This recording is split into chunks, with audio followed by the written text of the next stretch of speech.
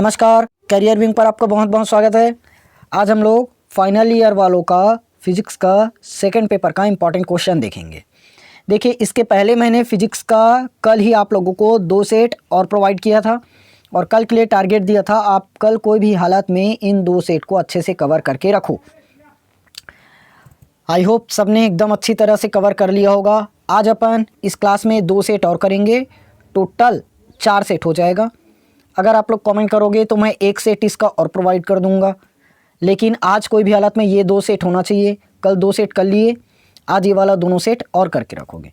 ठीक, इस तरह से हमारा टोटल 4 सेट तैयार हो जाएगा।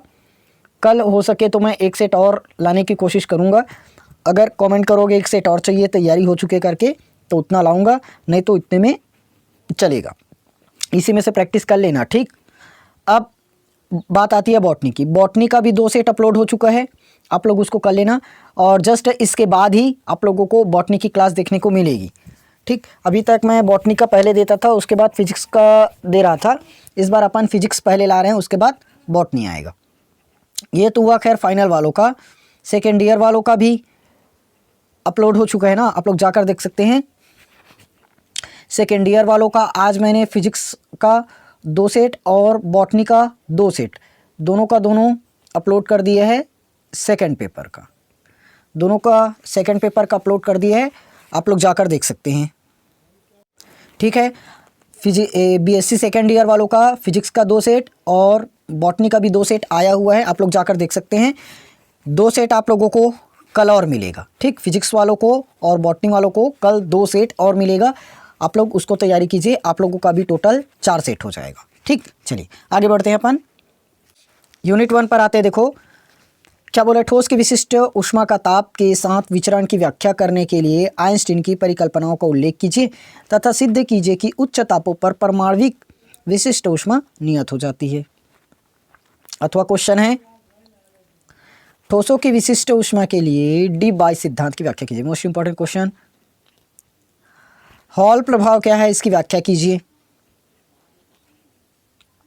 उसके बाद देखो, नियत विभव रूप में इलेक्ट्रॉन के लिए श्रोडिंगर समीकरण लिखिए तथा इसका हल प्राप्त कीजिए।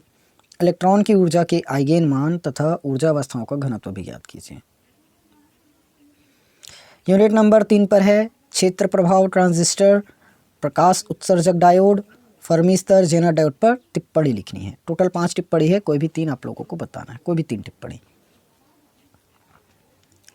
आगे दिए हैं, हार्टले 2 लित्र का विद्युत आरेख खींचकर इसकी कार्यविधि समझाइए, इसकी आवृत्ति का व्यंजक प्राप्त कीजिए तथा दोलनों को लगातार बनाए रखने के लिए आवश्यक प्रतिबंध व्युत्पन्न कीजिए।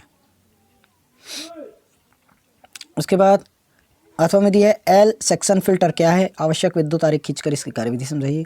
पूर्ण तरंग दिष्टकारी को समझाना है। यूनिट नंबर 5, सी प्रोग्रामिंग विशेषताएं, बहुप्रोग्रामी तंत्र, शब्द संसाधन, पैकेज विशेषताएं, युगपत समीकरणों को हल करने के लिए सी प्रोग्राम। ओके, अथवा क्वेश्चन में देखते हैं। अरे सॉरी, यही अथवा था क्या? ओ सॉरी 4 है, 3 पर ही टिप्पणी लिखना है। ठीक, 3 पर ही टिप्पणी लिखना है। ये था आप लोगों का 1 सेट। मैं 1 सेट और दे रहा हूँ, आप लोग इतना तैयार कर लेना। देखिए भाई, यूनिट 1 में दिया है, एक्स किरण विवर्तन से क्या अभिप्राय है। मोस्ट इंपॉर्टेंट क्वेश्चन, एक्स किरण विवर्तन। एक्स किरण विवर्तन के लिए लाउवे का समीकरण स्थापित कीजिए। मोस्ट इंपॉर्टेंट क्वेश्चन है। आगे बढ़ते हैं अथवा में। अथवा क्वेश्चन देखो, किसी क्रिस्टल तल के मिलर सूचक से आप क्या समझते हैं, सिद्ध कीजिए कि घनाकार क्रिस्टल में 2 क्रमिक जालकों के बीच लंबवत दूरी। ये भी मोस्ट इंपॉर्टेंट क्वेश्चन है, कई साल आया हुआ है ना, इस क्वेश्चन को अच्छे से करके चले जाना। अथवा में दिया देखो, किसी ठोस की ससंजक ऊर्जा का व्यंजक लिखिए, इसकी विवेचना कीजिए, इसकी सहायता से मेंडेलंग नियतांक की व्युत्पत्ति कीजिए। ये पूरे का पूरा 10 नंबर एक साथ मिलेगा। ठीक, आगे बढ़ते हैं यूनिट 2 में। देखिए यूनिट 2 में क्या बोला है, अनुचुंबकीय पदार्थ के लेंजविन सिद्धांत की व्याख्या कीजिए। चुंबकीय प्रवृत्ति के लिए क्यूरी ताप का निगमन कीजिए। क्यूरी का नियम ना। अगला, फर्मी ऊर्जा से क्या तात्पर्य है, भौतिक महत्व समझाइए। नियत विभव के अंतर्गत इलेक्ट्रॉन की एक विमीय गति के लिए फर्मी ऊर्जा का व्यंजक व्युत्पन्न कीजिए। उसके बाद दिया है, चुंबकीय डोमेन के सिद्धांत के आधार पर लौ चुंबकत्व की व्याख्या करनी है। 3 नंबर का क्वेश्चन है। ठीक, आगे बढ़ते हैं अपन। Unit number 4। अच्छा यूनिट 3 का अथवा है क्या? एक मिनट ऊपर तो भूल गए भाई। पीएसएनडी डायोड के लिए रोधिका विभव, अक्षय परत की चौड़ाई के लिए व्यंजक, मोस्ट इंपॉर्टेंट क्वेश्चन 10 नंबर है सीधा। फिजिक्स का मिलेगा ना पूरे का पूरा।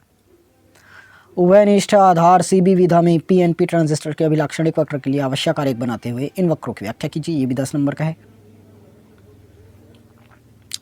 उसके बाद दिया यूनिट नंबर 4 में प्रवर्धक को समझाते हुए वोल्टेज सिग्नल के प्रवर्धक के लिए एक स्टेजी प्रवर्धक का परिपथ खींचिए, उसकी कार्यविधि समझाइए। ये भी 10 नंबर का।